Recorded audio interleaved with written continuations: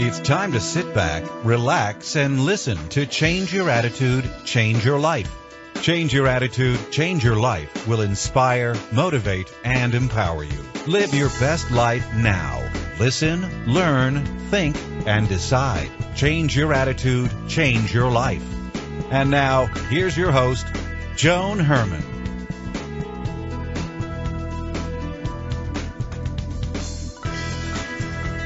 Welcome to Change Your Attitude, Change Your Life. I'm Joan Herman. Thanks for tuning in. Change Your Attitude, Change Your Life brings you interviews with some of the most inspirational and influential people in the world. It's our goal to educate and empower you so you can live your best life now. Thank you for taking time for yourself, and thank you for letting us be a part of your life. We have another great show for you today.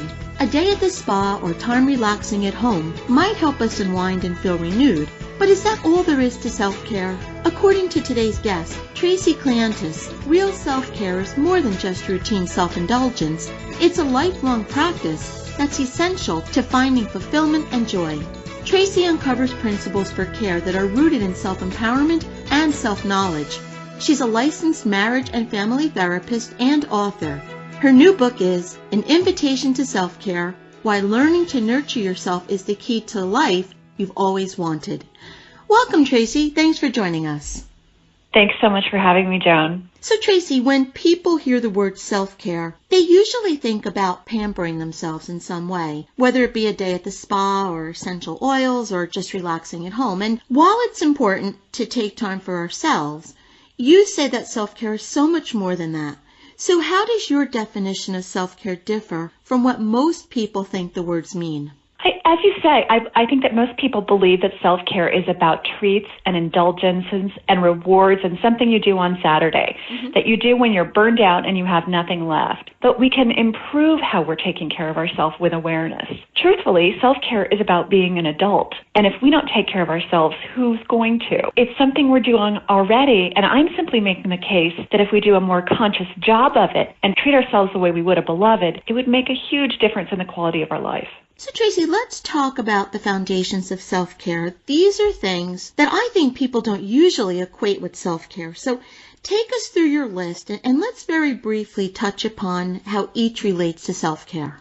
Absolutely. I have 7 principles of self-care, and the reason I did this is because of the misconceptions that people have about self-care. My argument is that self-care is a daily, lifelong practice, and what that means is that it's not something we can make a decision about just on January 1st. It's about how we live our life day to day, and it's something that we have to do day to day and be responsive to what our needs are in a given day and care for ourselves.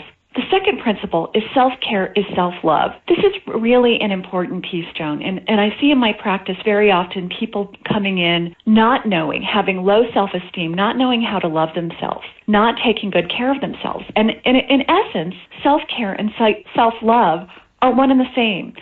Self-care is self-love in action. And as we improve our self-care, as we make sure that we're eating our vegetables, getting our sleep, making that mammogram appointment, just taking basic care of ourselves, we move into self-love. The third principle, self-care means taking responsibility. It means that you have to take responsibility for your own needs and not wait for others to care for you. There's a lot of grief that people have, a lot of hope, a lot of, if they loved me, I would be taken care of by others in a certain way.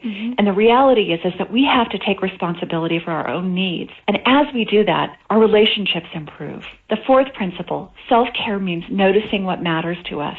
Self-care is highly individualistic, and you have to notice what works for you and what actually feeds you and what is important to you. So it's a very unique and specific process. Noticing what matters and where you need to improve it, that's an important part of self-care. The next phase of self-care is requiring attention and responsiveness. When we listen to a baby cry, we don't just respond to the baby with just the bottle. We listen and we differentiate. This cry means the baby wants to be held. This cry means that the baby wants to be changed. This cry means the baby's tired. We have to do the same thing with ourselves. We have to notice with attention and responsiveness, what does our stress mean? What does our fatigue mean? What do we require today? What's going on in my life that I need to respond to? and not just meet every need with the same self-care strategy. Yes, that walk is important. Yes, that journaling is important. Yes, it's important to read that book. But maybe you need something else.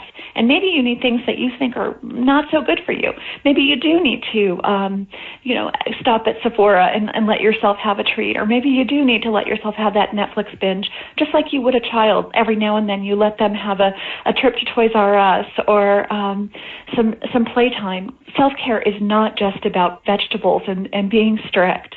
Self-care is being about responsive, loving parent to yourself. The next principle of self-care is that it must be realistic to be effective. I call this the New Year's resolution principle. We all set out these goals for ourselves, these very strict goals, and say, we have to give up sugar. We're going to exercise 5 days a week. We're going to set these expectations that are not really attainable. And then by January 3rd, when we're not able to meet those goals, we give up, we get depressed, and we go back to our old ways. And back to how we would engage with a child. If we were trying to improve our children's diet, if there was a failure and our child had a cookie for lunch instead of their peanut butter sandwich, we wouldn't say, we're just going to give up. We would continue to find a way to try to improve that diet. We don't do that same for ourselves. We set such harsh goals that we're unable to achieve them. And so what self-care goals need to be, they need to be realistic. The final principle of self-care is that it precedes self-fulfillment. And we live, most of us, the opposite way. We say, if I work really hard, if I achieve these goals, if I become successful, then I'm going to allow myself to have self-care. And what we do is we deny ourselves sleep, we deny ourselves food, we deny ourselves care, and we don't have the energy to achieve our goals. And so we're doing it exactly the wrong way around, and then wonder why we're fatigued and not able to have the energy to show up to what really matters to us.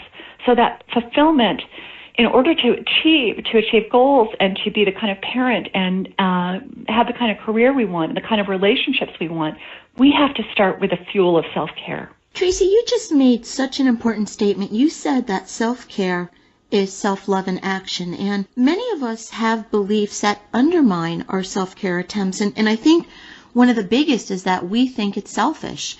And why do you think it's so hard for people, women in particular, to practice self-care? John, we're all told on an airplane that oxygen mask on for us first. And none of us would ignore that message on a plane. But as soon as the plane hits the ground, we immediately abandon it. Mm-hmm. And we say to ourselves, what it means to be a loving parent and what it means to be a good mother and a good spouse is to abandon our needs. We get that messages from our mothers or from the culture, and we settle for crumbs. We settle for the mani-pedis. We settle for just that little bit of fuel. But what we don't realize is that in doing this, we don't have the energy to be the parent we want. And we are teaching our children how to treat themselves as adults. And when I ask my patients about that, and I say, would you want your child to neglect themselves the way you are? Every parent says, of course not. But that's the message we're sending to our children through how we behave. If you could bullet point it, what are the benefits of self-care? There's so many incredible benefits to self-care. One, absolutely, it will lead to increased self-love. The second important point in self-care, it will improve the quality of your relationships. It will. If you're meeting your own needs and you're able to take care of your own needs, you're more likely to be satisfied and have realistic relationships and goals.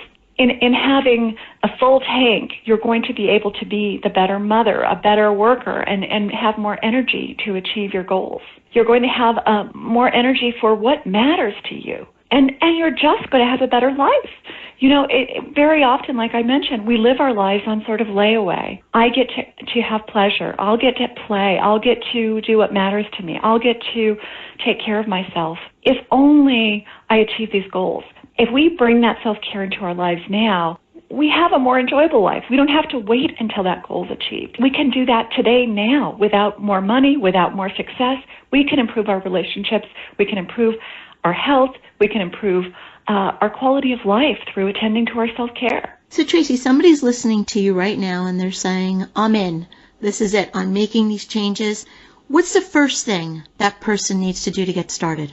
The first thing you need to do is to be attuned to yourself, to listen to yourself, to ask yourself in this moment, how would I treat myself like a beloved? One of the ways that I encourage people who are just starting in on their self-care is to sneak it in. Years ago, I heard an interview with Jessica Seinfeld, and she talked about how she liked to sneak in vegetables into her children's food. And she had this wonderful way of hiding and masking the fact that she was giving her children healthy food in delicious food. And so what I suggest to clients is, in any task that's difficult, to sneak in some self-care, to maybe sit in your garden or on your patio, or put some music on, or drink some lovely tea and light a candle and get a snuggly blanket and have your dog on your lap and a mask on your face. And yes, some of those things are treat-based, but it's just you saying, I'm going to attend to myself during this process. I'm going to acknowledge that I need care. You know, when we take our kids to the doctor, we make sure that they have a snack, a juice box, a game, an iPad, a sweater, etc. We've got to do the same thing for us. We have to ask ourselves, what am I facing today? That's a difficult task. What's going on for me? What's the stressor I'm facing? And how can I sneak in that bag of Cheerios, that metaphorical bag of Cheerios? What can I do to respond to this situation today and be a kinder and more responsive parent to myself and not a cruel taskmaster? The book is An Invitation to Self-Care, Why Learning to Nurture Yourself is the Key to the Life You've Always Wanted. If you would like to get more information about this topic or Tracey and her work, you can visit her website, traceycleantis.com. Tracey, thank you so much for being here with us today and for talking about the importance of taking care of that one person that we know from birth until death and why it's the least selfish thing that anyone can do. Thank you so much for having me, Joan. It's my pleasure. We'll be right back. Hi, this is Joan Herman, host of Change Your Attitude, Change Your Life. Did you know that Change Your Attitude, Change Your Life has a free monthly digital magazine that can be read online or emailed to your inbox? Every month, nationally recognized leaders in their field provide information to educate, inspire, and motivate you. We believe in a holistic approach to life, incorporating mind, body, and spirit. Check out a copy of Change Your Attitude, Change Your Life 24/7. Visit cyacyl.com and be sure to tell your friends.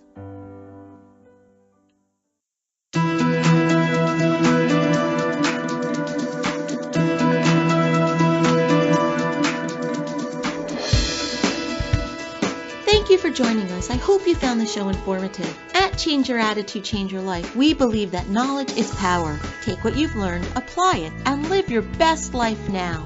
Remember that the information provided are the opinions of our guests and should never replace the advice of a professional who knows your personal situation. If you'd like more information, visit our website, cyacyl.com.